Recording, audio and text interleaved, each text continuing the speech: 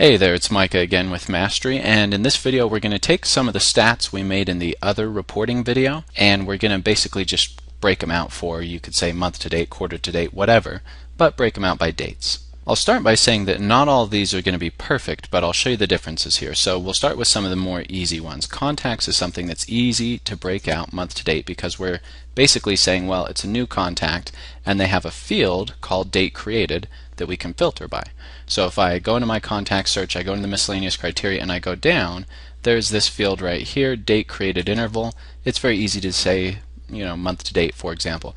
You could also set some specific dates here, or even do a custom interval, which would basically roll, meaning show me all people 30 days ago and 0 days after today. In other words, the last 30 days. And there's actually a last 30 days, I think, here as well. So between all these, you can do basically whatever you can think of as far as date created with a contact, but not all the searches are the same. So in this case, let's say we went month to date. You can see there's 9205. But when I actually submit this filter here, that I end up with 0, so there's no new contacts. It's a test app, so a bunch of the data is old. But all I would do is I wouldn't save it, because remember this is the saved search of contacts. I named contacts. I'm not going to save, but I'm going to save as if you use an existing search and update the filter.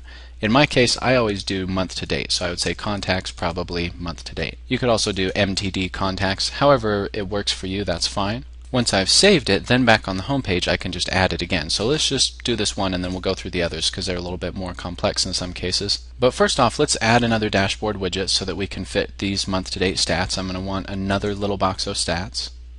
And I'll go ahead and just pull it over to the side here. I'll click to add my stat, and when it comes up, I'm looking for a saved search. It's a contact search and it was just contacts MTD, meaning month to date, and I could say save and go home. So here's where it starts to get interesting. With Referral Partners, for example, if I open that up in a new tab, where this is searching referral partners and not contact records, there's not actually a date filter. So the search criteria here is not really very helpful. There's nothing here that we can do by date at all, in fact. This is why I always and probably always will continue to say you want to tag everything, because in this case, as long as you had tagged your referral partners, you could, instead of doing a referral partner search, you could do a contact search, because we know you can filter contacts by date, and then filter the contact search to only show referral partners. So in my case here, I had this month to date contacts.